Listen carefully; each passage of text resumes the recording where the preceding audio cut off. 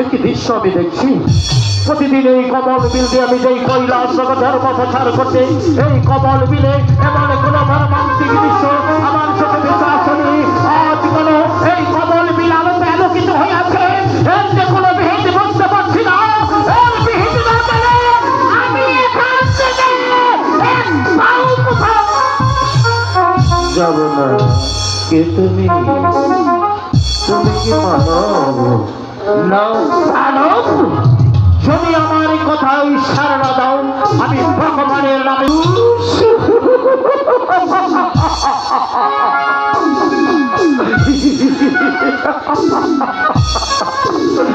মনে মনে যা ভেবেছি তাই হয়েছে। মানব, আমি তোমার প্রেম মা ধরে যাচ্ছি। আমি তোমাকে কথাই জানতে পারছি। আমি যে চোখ ফিরাতে পারছি না, আমি তোমাকে নিয়ে যাবো আমার গৃহে।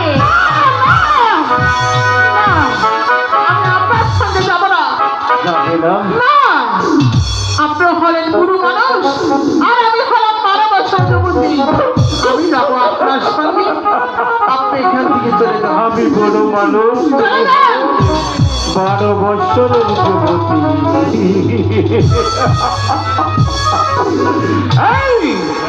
এই কন্যা, এই বড় মানুষের কেরামতি যদি তোমাকে আমি দেখাই, তাহলে 18 বৎসরের যুবক হয়ে আমি তোমাকে তোমার সম্মুখে দাঁড়াতে পারি। তবে আমি তোমাকে বলছি, সচ্চাই তুমি আমার আমি তো একবারই বলেছি আমি আপনার সঙ্গে যাবো না। যাবে না?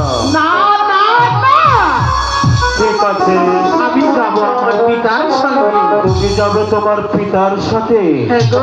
আমি কি জানতে পারি তোমার পিতা তোমাকে এখানে রেখেছে? কোথায় গেছে? আমি বলছি আপনি শুনুন।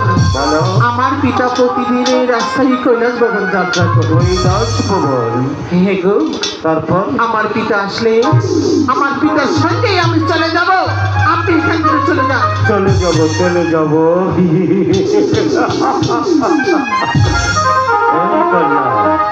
বলুন। আমি কি জানতে পারি তোমার পিতা দেখতে কেমন? অবশ্যই। বল। আমি বলছি আপনি শুনুন। বল কেমন? আমার পিতা বড় লম্বা, বড় লম্বা। তার মাথায় আছে জল, তারপর গলায় আছে সাপ, আর হাতে আছে ক্রিস্টাল। দেবে দেব মহাদেব শিব শিব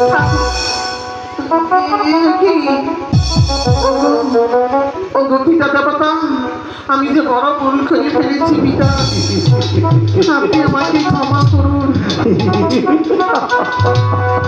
পিতা। এই চলনাময় কন্যা, রক্ষা করার জন্য তুই আমার হাতে যা দেখেছিস, আমার ধরণী যা দেখেছিস, তুই আমাকে পিতা বলে স্বীকৃতি দিয়েছিস, ওই কথাই ছলনা করিস না কেন? এই দেবাদেব মহাদেবের হাত থেকে এমন কোন মানুষ নেই তোকে রক্ষা করবে। আমি তোকে নিয়ে যাবো। আমি সত্যি করে বলছি আপনি আমার পিতা দেবতা। আমি তোর পিতা দেবতা হবো কেন?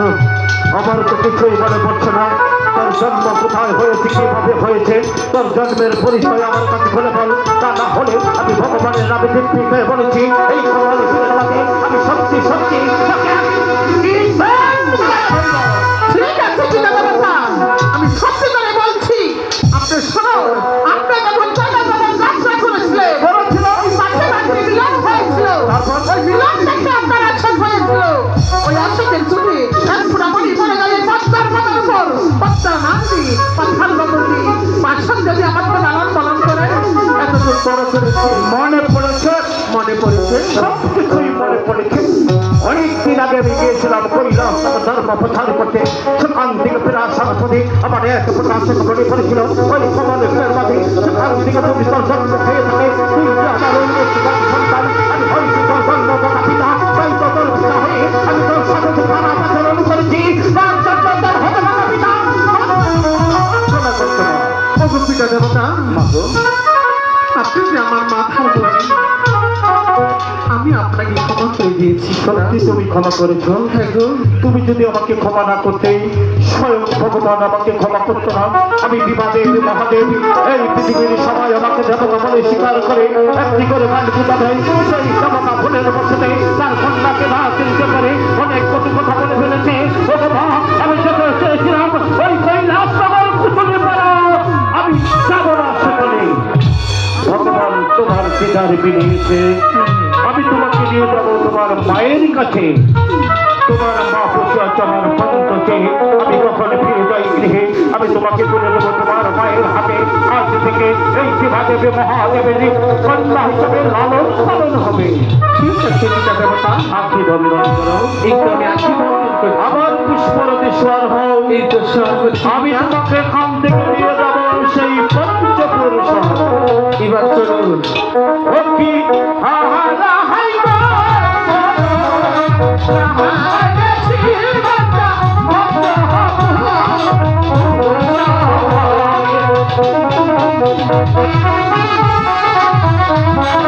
Thank you.